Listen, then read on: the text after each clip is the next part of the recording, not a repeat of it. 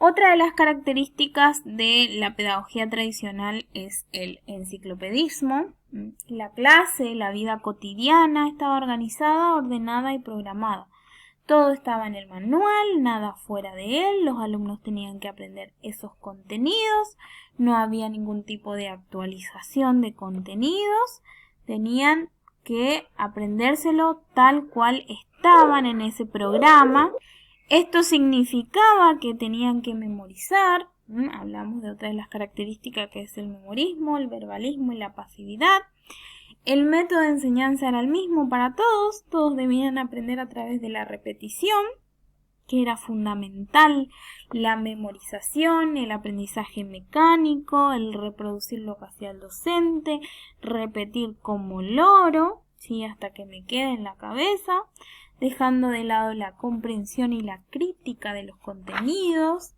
El alumno era totalmente pasivo, trabajaba temas aislados, no tenía experiencias con el aprendizaje. Es otra de las características de esta escuela tradicional, que por ahí la vemos todavía hoy en día. Después tenemos el logocentrismo, ¿sí? Los intereses de los alumnos sobre determinados temas estaban en un segundo término, ¿sí? Eran más importantes los contenidos. Si el alumno no tenía los contenidos aprendidos, había fracasado totalmente. Sus intereses, sus relaciones personales, su familia estaban fuera del tema escolar. Después vemos a la evaluación, ¿sí? En un sentido negativo, este tipo de evaluación, su función era comprobar si el alumno había aprendido de manera memorística los ejercicios, ¿sí? Era un tipo de acumular conocimiento reproductivo sin crítica. La disciplina era totalmente exagerada, impuesta, represiva. Los horarios rutinarios, inflexibles. Los espacios de la escuela se constituían en un mundo aparte, ¿sí? Reservado del exterior, no había exploración del medio, de la naturaleza, era un aula cerrada, donde los alumnos estaban sentados, y eso todavía vemos que persiste, ¿sí? Por ahí hay algunos intentos de cambiar, pero solemos ver esto, ¿sí? Los grupos en ese entonces estaban clasificados teniendo criterios de capacidad y de sexo. Por ahí van a ver que había por ahí grandes con chicos también, que no se tenía mucho en cuenta esta división por maduración, que después va a aparecer con Piaget. Bueno, eso lo vemos más adelante en la historia, ¿sí? Bueno, y las clases estaban dirigidas a un alumno promedio, sin tener en cuenta las diferencias individuales, ¿sí? El alumno que no aprendía y era un fracaso, ¿sí? No se tenía en cuenta, los docentes no realizaban adaptaciones, se seguía tal cual estaba el programa. Bueno, esta educación tradicional, la realización escolar estaba organizada al margen de la vida cotidiana, la escuela estaba cerrada totalmente al mundo exterior, los modelos eran impuestos por los docentes, ordenando, ajustando y regulando la inteligencia, manteniendo una actitud totalmente distante con el alumno. Era un sistema rígido, poco dinámico, nada propicio. Hay costumbres que todavía las vemos hoy en día que están ligadas a este tipo de escuela, ¿sí? Bueno, esto va a permitir el surgimiento de nuevas corrientes de pensamiento que buscaron innovar ese tipo de prácticas, aunque su desarrollo no haya sido tan fácil. Abrieron el camino de renovación, ¿sí? Principalmente luego del fallecimiento de sus exponentes principales. Ya en el siglo XIX aparecen autores que van a sostener que educar es elegir y proponer modelos a los alumnos con mayor claridad, ¿sí? Con el surgimiento de la industrialización, como les decía, van a surgir nuevas demandas, la sociedad tenía que educar a los futuros trabajadores de la fábrica, entonces fueron cambiando los métodos de castigo, la influencia de la iglesia, los currículums, pero sin replantear su finalidad con profundidad, ¿sí? Era más como un requerimiento de la época en cuanto a mano de obra, no como persona, como sujeto en sí, a eso me refiero, ¿sí? De alguna manera la pedagogía tradicional se mantiene aún en la actualidad, la vemos, las instituciones basadas en este modelo son muy resistentes a los cambios. Otra de las que van a encontrar en los módulos, ¿sí? Es la psicología de las masas. Su precursor es Lembohm, ¿sí? Como decíamos, la psicología gestal tiene que ver con la percepción, el modo de aprender del sujeto. Bueno, la psicología de las masas me interesa que la conozcan. ¿Por qué? Porque esta teoría refiere a un individuo que forma parte de un pueblo, de una masa, de un grupo, ¿sí? Con un determinado fin, que están influidos por un gran número de personas, a la que está ligado por algo, aunque también puede ser ajena. Los adolescentes, cuando ingresan a una institución, necesitan formar parte de un grupo, ¿sí? Por eso me interesa que conozcan esta psicología de las masas, porque el adolescente busca una identidad ya fuera de lo que es el ámbito familiar, busca un refugio, busca grupos, y acá entra a jugar un papel importante la psicología de las masas, porque este individuo que quiere formar parte de un grupo se masifica, adquiere un alma colectiva, dice Bohm, ¿sí? Por lo cual piensa, siente de distinta manera que si lo hiciera de manera aislada, por el solo hecho de formar parte de un grupo. La primera causa, en una masa, el individuo, el adolescente, adquiere un sentimiento de poder invencible. ¿Por qué? Porque son muchos los que defienden un tipo de pensamiento. En segundo, desaparece la responsabilidad individual. ¿Por qué? No es a mí el que voy a recibir el castigo, es el grupo entero. Desaparece el interés personal por el de la masa, por el del grupo. La tercera razón es se pierde la conciencia, desaparecen las voluntades, el sujeto queda en manos de un hipnotizador. ¿Y por qué digo esto? Porque en los grupos siempre hay un líder. El líder es el que gobierna la masa, el que gobierna el grupo, y a veces ese grupo se desvía. ¿Por qué digo esto? Son peligrosos. Generalmente en las escuelas vemos grupos de alumnos que se relacionan con determinados intereses por pensamientos, afinidades, y a veces desvían el camino, y es aquí donde ustedes ocupan el rol importante, ¿sí? El rol de guía, como decíamos en el otro módulo.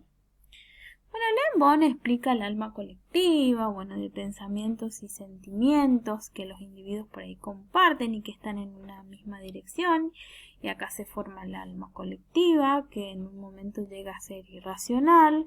¿Por qué? Porque no pueden pensar todos los individuos de una misma manera, ¿sí? Sino que el líder va a ser el que los hipnotiza y los lleva a pensar o a hacer cosas de las que por ahí si están solos no lo harían, ¿sí? Lembohm dice como que la masa, ¿sí? La mente de los individuos está fusionada en una sola, como si fueran sujetos hipnotizados, lo dice él, ¿sí? Es importante que conozcan esto porque pasa en los colegios, pasa en las escuelas, los chicos necesitan formar parte de un grupo y llegan a este tipo de acciones donde pierden completamente su identidad, su racionalidad y hacen cosas que no deberían hacer. Y es ahí donde juegan el papel ustedes como preceptores. Hasta ese punto llegamos a lo que es el módulo número 3, ¿sí? En el módulo número 4 vamos a hablar en sí de la psicología del adolescente. Pero primero tenemos que definir qué es la adolescencia. La adolescencia debemos entenderla como un periodo de transición, ¿sí? De ciclo que marca el fin de la niñez y la prenuncia de la adultez. Dentro de la adolescencia vamos a encontrar en la persona, en este sujeto, cambios biológicos, físicos, psicológicos y sociales que de alguna manera van a influir en su aprendizaje. No es que ellos son sujetos pasivos, que no sienten nada, que no perciben nada, son sujetos activos, que sienten, que piensan y que están sufriendo cambios de diferentes rasgos, biológicos, físicos, psicológicos y sociales, ¿sí? Eso es lo que vamos a ver en este módulo. Bueno, en este periodo el ser humano, ¿sí?, está comprendido entre la niñez y la edad adulta, durante el cual presentan estos cambios que inevitablemente suceden en esta etapa. Ellos se sienten totalmente en la incertidumbre, a veces surgen desesperaciones, quieren tener amistades intensas, amoríos, se afloja ese lazo con los padres, tienen muchos sueños en esta etapa, ¿sí? La Organización Mundial de la Salud define la adolescencia que va de los 10 a los 19 años, ¿sí? Es una etapa, no todos maduran en el mismo tiempo, ni tienen los cambios en el mismo tiempo, pero más o menos está en ese rango de edad los cambios que van a sufrir los adolescentes. Bueno, este adolescente, como les decía, va a tener cambios en diversas escalas, y una de ellas es el desarrollo sexual, ¿sí? Aparece el instinto sexual, que muchas veces ese instinto está cohibido debido a los tabús sociales y a la falta de conocimiento, muchas veces por no tener la guía en el hogar ni tampoco en la escuela. Esa cohibición que tiene que ver con los tabús, con los prejuicios que tienen los adultos más que nada, hace que los chicos, además de estar sufriendo cambios, se sientan inseguros, ¿sí? Si no encuentran apoyo en la casa, si en la escuela no se los orienta, y evidentemente se van a sentir en la incertidumbre, a pesar de que en 1960, con la actividad sexual adolescente, se aumentó con el movimiento hippie, que es uno de los más famosos de Estados Unidos. O sea, muchos adolescentes no estaban interesados o no tienen información sobre el control de la natalidad, las enfermedades de transmisión sexual, y bueno, y esto lleva a que los chicos busquen diferentes grupos, se relacionen con personas sin tener ningún tipo de información. ¿Por qué? Porque sienten ese instinto sexual. Aparecen hormonas que les demandan a ellos experiencias. Entonces ahí es el rol del adulto, del guía, darle la información necesaria, de una manera, digamos, para que no las chicas queden embarazadas, que ninguno de los dos sexos tengan enfermedad de transmisión sexual. Y bueno, en esta etapa también vemos lo que es la orientación sexual de un adolescente, que puede dirigirse hacia personas del mismo sexo o hacia personas diferentes, ¿sí? Vemos muchas expresiones de lo que es la sexualidad, ¿sí? Más hoy en día. Bueno, también en el módulo van a encontrar que nos informa acerca de la homosexualidad, que es una particular orientación del deseo sexual de un adolescente. Para algunos enfoques es una enfermedad que se corrige con terapia. Yo no estoy de acuerdo. Eso puede ser pensamiento de usted. Yo en particular no comparto este pensamiento. Para mí es una decisión propia del ser humano, con quién quiere estar, porque al mundo no venimos a reproducirnos, sino que somos personas que tenemos sentimientos y que nos podemos expresar. Es una opinión personal, cada uno tendrá la suya, ¿sí?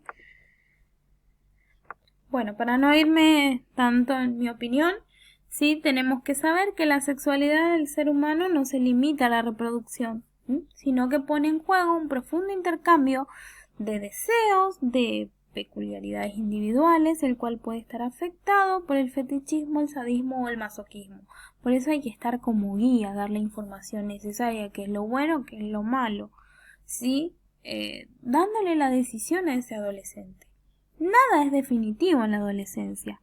Es una etapa en la cual el adolescente debe tener una guía responsable que le dé la información para que no se sientan raros, sino más bien se acepten y se quieran a sí mismos, porque son personas, sujetos que se están construyendo.